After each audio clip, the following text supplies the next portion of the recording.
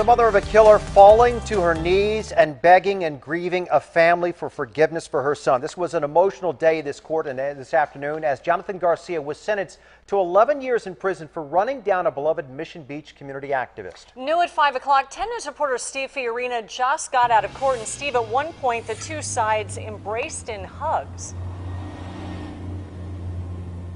They did, and it was quite touching. It was after the sentencing and after most of the tears, the father, stepfather, and mother embracing, sharing tight hugs with the father of the husband of the woman who was killed. It was a packed courtroom and very emotional here today. Jonathan Garcia, as he sat at the defense table, gave a brief apology for his actions of February 12th. He was speeding after he'd been drinking, taking Xanax, and smoking marijuana, and he killed a woman who was painting over graffiti at the end of Mission Drive in Mission Beach.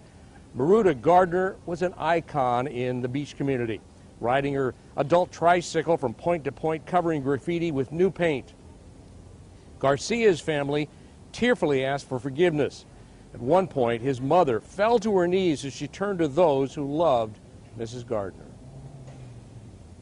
He would always go out of his way to help others, no matter what. I stand by you, and I please, and I beg you. A lot of you are mothers.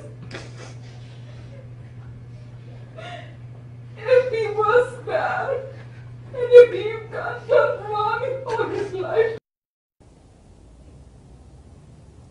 The judge later told Garcia that she understood he was probably a good person, but he did a bad thing. He could have faced 15 years in prison. She sentenced him to 11.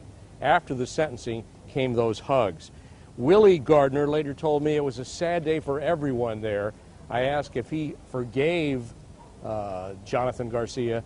He said, that's God's decision. Live downtown, Steve Fiorina.